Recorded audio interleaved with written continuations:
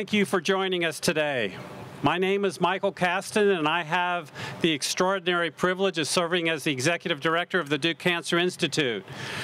Today we celebrate 50 years of outstanding cancer research, breakthrough treatments, and exceptional care and support services. I'm honored to join the Duke Cancer Institute faculty, the Board of Directors, and the team members, as well as Dr. Craig Albanese and Dean Mary Klopman in reflecting on this milestone. It's because of you and your commitment to excellence that we are able to celebrate this extraordinary milestone, so thank you. But before we begin, a big thank you to the Duke University Marching Band for that wonderful spirited entrance.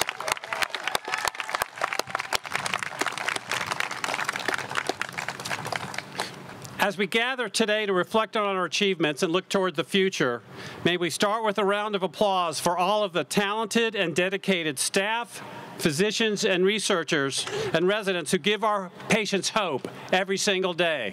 Thank you to all of you.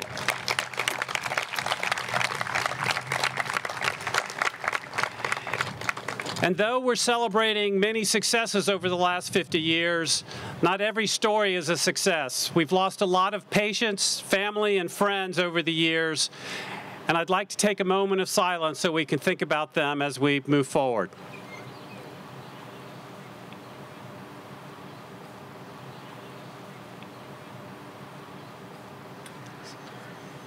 So today, we're also celebrating the 50th anniversary of the National Cancer Act. The National Cancer Act cemented our nation's commitment to science, establishing networks of cancer centers, clinical trials, data collection systems, and advanced research around the country. Duke had the privilege of being one of the first 8 National Cancer Institute designated comprehensive cancer centers in the U.S. following the passage of the National Cancer Act in 1971, and has maintained this rigorous NCI designation uninterrupted for 50 years, something that we should all feel very proud of. So thank you for all of you for the role that you play in helping us to maintain that designation. This year, we also celebrate the 10th anniversary of the Duke Cancer Institute. The Duke Cancer Institute was created under the leadership of Drs. Victor Zhao, Nancy Andrews, and Bill Fulkerson. And with his unwavering commitment to the DCI's growth and care of our patients, I'm proud to recognize Dr. Fulkerson among the attendees here today. Thank you, Bill.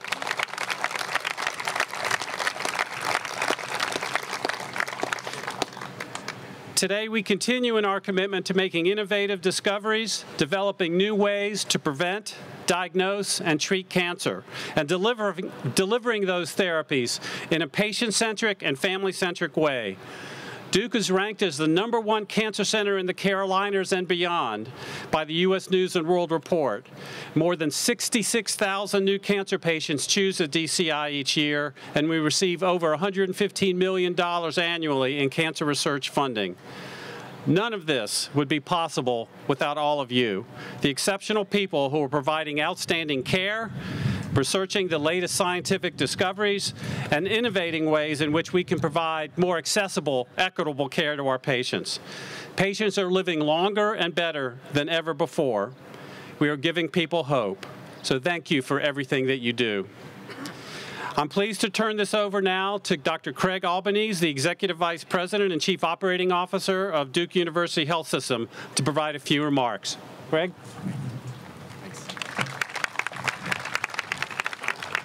Thank you, Dr. Caston. Can we give another round of applause for our Executive Director, please? Okay. Some of you may know I just joined Duke 3 months ago. What a wonderful decision. I've spent my career 30-plus years in academic healthcare, and I've known about the DCI. In fact, everybody in academic medicine knows about the DCI. It's legendary. It's been here for 50 years. It's going to be here for much longer than 50 in the future. The cutting-edge research, compassionate care, and the impact has been profound. And I'm very excited to be here today to celebrate this 50th anniversary. So 50 years ago, it became the first National Cancer Institute designated comprehensive cancer center. Since then, this revolutionary approach has impacted so many lives, so many careers, so many families, and so many communities.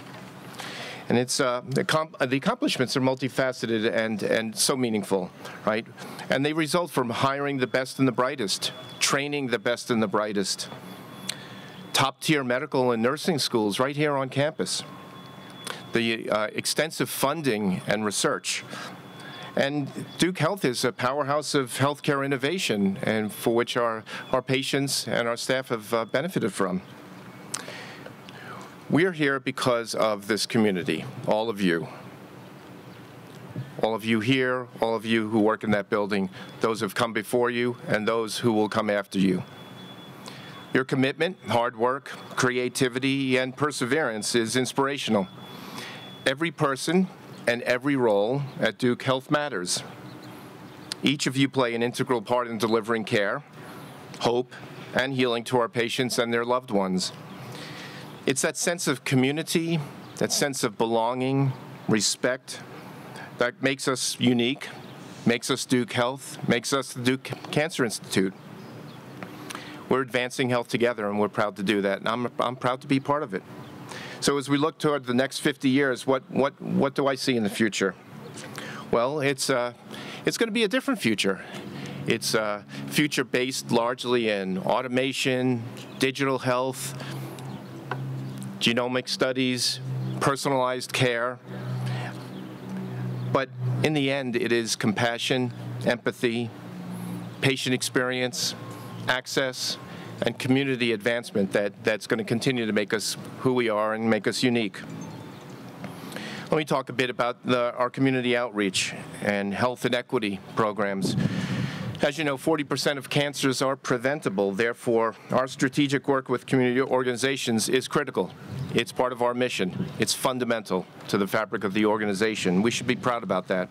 The DCI's Community Outreach, Engagement, and Equity Program is a national leader in addressing inequities in prevention and treatment through health education, cancer screening for early detection, and ensuring that people have access to primary care physicians. And as a health system, our focus is on health equity, not just because it's the right thing to do, but it's really critical for the health of our community, and in fact, it's critical for the health of our nation. So let's all extend our gratitude toward those who do this work, this profound and meaningful work. There's so much to be proud of in the last 50 years, the research, the training, breakthrough treatments, exceptional cancer support services, and really understand that all of this is accomplished on the backs of very great people. Providers, direct patient care providers, and those who support those providers behind the scenes. And certainly if the last 50 years are any indication, I can't wait to see what the next 50 years will bring. So now I proudly turn the podium over to our Dean of the Duke University School of Medicine, Dean Mary Klotman.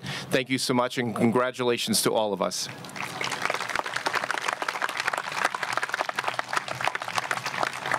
Thank you, Craig. And good morning to everybody. I'm going to start by thanking you, in case I don't end by thanking you, because it's all of your work that has really put us where we are today as a top cancer center in this country. Whether you're on the front lines of providing compassionate care, or you're pushing laboratory-based research or clinical trials, or training the next generation of providers, it all happens because of you. So thank you. Our history actually goes back more than 50 years, obviously, in caring for cancer patients.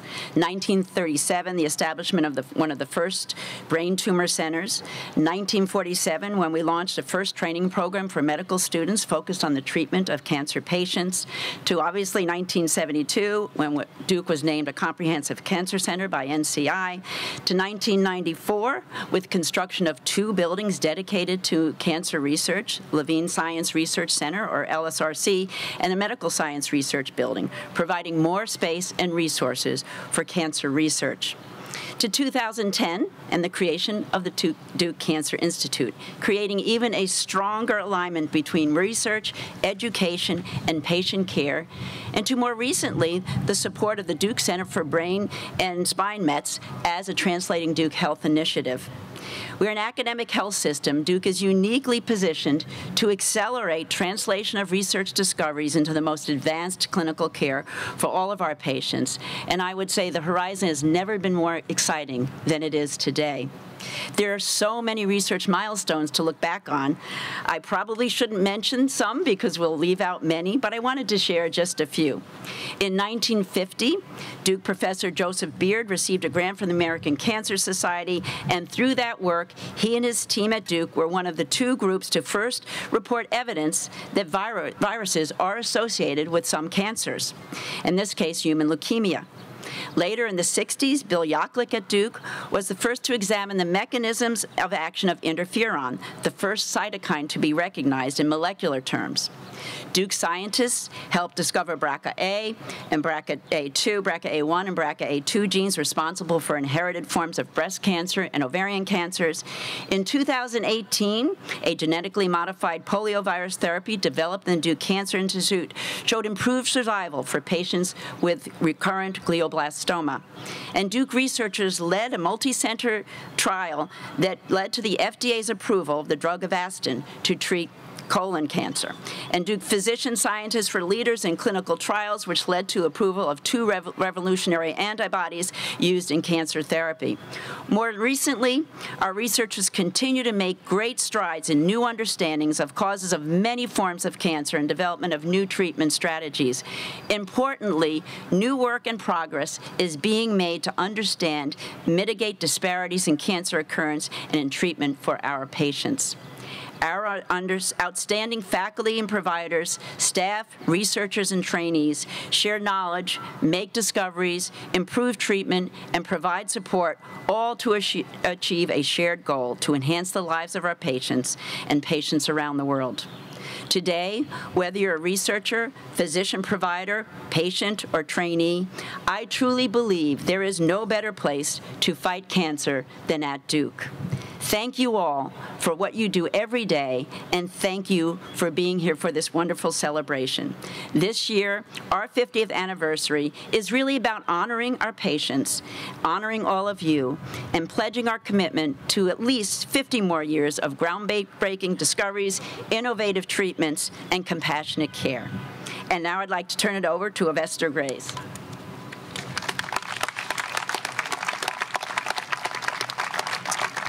Thank you. My name is Olesta Grace. I'm athletic director and women's basketball coach at Hillside High School for the last 30 years. In March and April of 2019, I was diagnosed with late-stage lymphoma. I want you to know that my panic and anxiety lasted about 2 minutes, and that was in prayer. And my God let me know that I was healed for a greater cause. Within the next 5 minutes, I was called in the cancer center. Over the next few weeks of tests and discoveries and figuring out the best treatment for me, as a coach, it's 3 things: physical, mental, and emotional. The cancer for me was the physical. I had to treat immediately the emotional. As I walked my way through these halls, all the tests, whether it was the lab or the radiologist or this test and that test, every step of the way, while I had confidence in the physical science that Duke has here, I was reassured that my faith and my confidence could be reinforced every step of the way. I was asked who in the hospital made the biggest difference. Well, with cancer, every kind word, every word of understanding, every word of compassion, but every single individual I met from day 1 to 9 months later after inpatient chemo reassured me. I was confident about the facts, but the emotional and the mental was nurtured every single step of the way. And it changed my life. My life had been dedicated to helping young people reach their goal. As I walk these halls, my purpose has changed. And that's to help all families, all communities endure an incredible journey. So thanks to all. I don't know all the names. The leader was Dr. Wayne, but there was a tremendous team that made it all happen. So I wanted to take a second to say thank you for the nurturing. Thank you.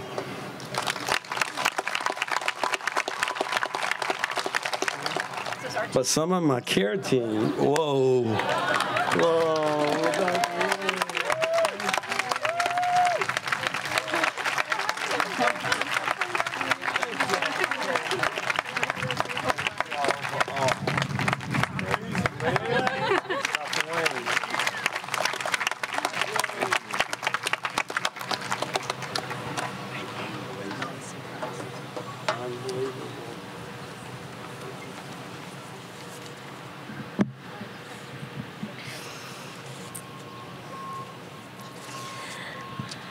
I wanted to say thank you to all of you for your speeches. That was wonderful.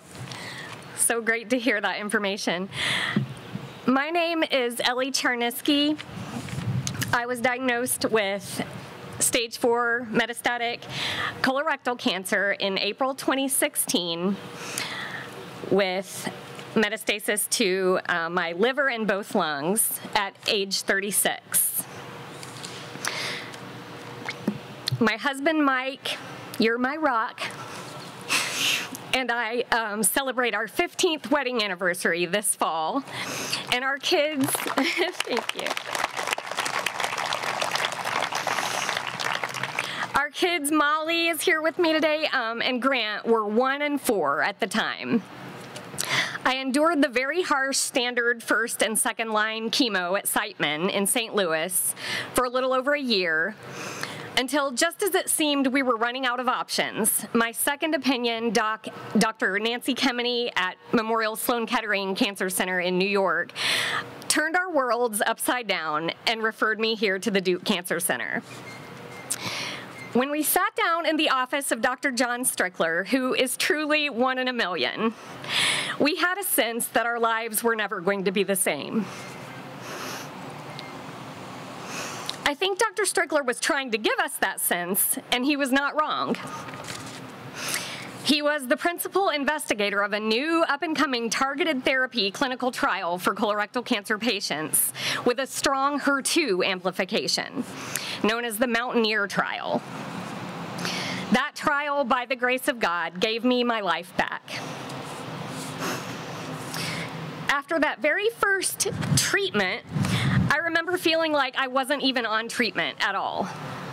After my first scans since having started the trial, I remember Dr. S, as I like to call him, bringing up the impressive results and saying, "And I don't think we're done taking a sledgehammer to it yet." And he was right. It kept the disease in full remission for nearly 3 years. Being a metastatic cancer patient, I had never been eligible for surgery up until that point. But the Mountaineer trial got me to where I was. My incredible team of doctors and nurses here at the Duke Cancer Center, Doctors Manisha Palta, Julie Thacker, and Sabine Ozani, to name a few, reevaluated my case and deemed me eligible to have the life-saving surgeries I needed. I was even able to continue on with the Mountaineer trial for some time after those surgeries and had continued success on the trial until April of last year, and to this day, amazingly, am on a very similar targeted therapy regimen with no adverse side effects and full quality of life.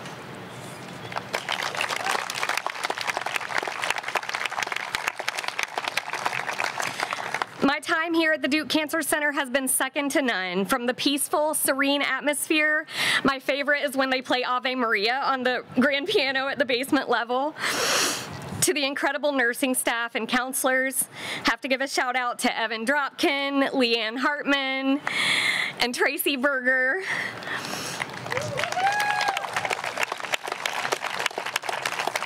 and the research team of doctors.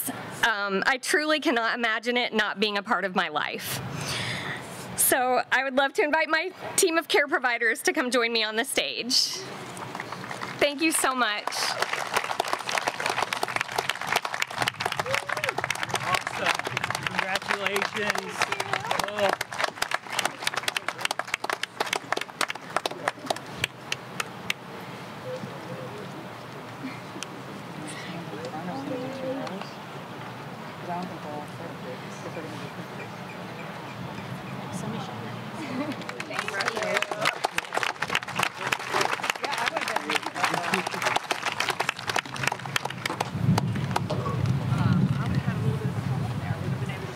Good afternoon.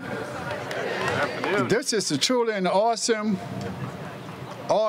experience for me. I'm grateful, I'm humble, and I'm honored to have been asked to participate. First of all, I just want to say that I got here at Duke by divine intervention. What I mean by this is I had an initial opinion back in Augusta, Georgia. My name's John Edward Sanders. I got so excited I didn't tell you my name, but that's okay. So I went to the initial consultation in Augusta. It wasn't what I needed. I didn't feel it. So I went home and I began to pray. And Lord, where should I go? What should I do? And God spoke to me and said, come to Duke. So I was led here by divine intervention, and I'm happy that I did. When I came here for the initial consultation, I met Dr. Kevin Naresh Shaw, my family and I. And I asked him, I said, how you gonna operate on me with them little hands? He said, I'm the damn best you got. Diagnosed with pancreatic cancer, of course, it was the death sentence. But he told me he could do the laparoscopic Whipple, and we did that 12 hours. Then I had to do massive chemotherapy. That's when I met Dr. John Howard Strickler. He had just got back from France from a pancreatic cancer forum. He said, this is the newest, and this is the greatest, and you're the first patient. But he reassured me that I'll be okay. He said, your attitude is great, your faith is great, your fitness is good, and we will be with you every step of the way. So I had hope and encouragement. And don't forget what he told me too, Dr. Strickler. He told me he was going to throw the Papa Bear treatment at me. So we went through that for about a year. Then after that, I came back to Duke for radiation and oral chemo under Dr. Manisha Palter. So her and her team were also great. It has been a great, wonderful, remarkable experience for me at Duke. I'll tell everyone everywhere I go, if you want to live, you need to come to Duke.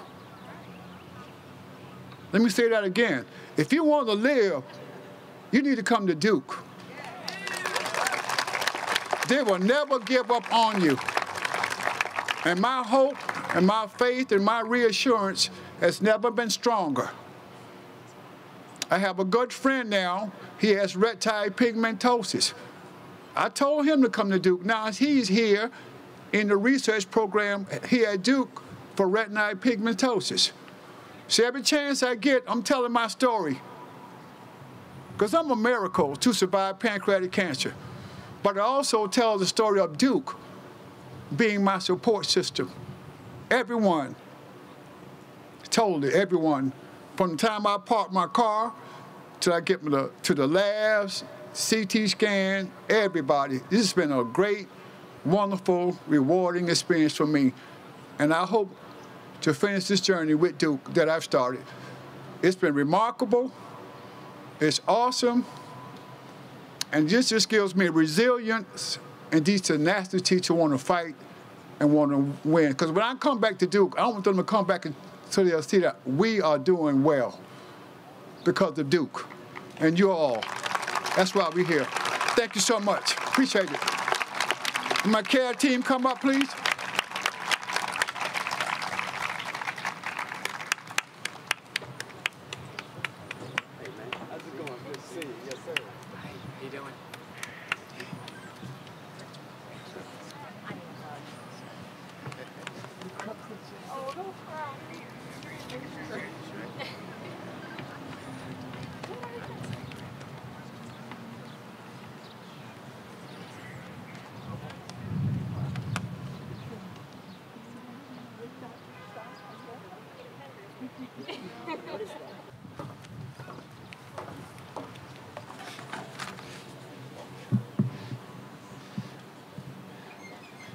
Well, thank you, Olesta, Elle, and John.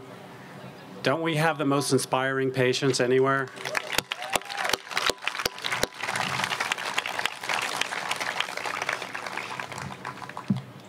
Well, I want to thank you all for coming to this event today. I'm truly grateful for these amazing patients and appreciate their inspiring stories. And I truly appreciate Dean Klopman and Dr. Albanese for joining us today. I hope you all enjoy our interactive board, food to go, and giveaways, and I hope you also have a chance to sign our 50th anniversary banner. Because of you, the future of cancer care at Duke Health is bright. Thank you for celebrating this landmark anniversary with us as we advance health together. Have a great afternoon. Thank you.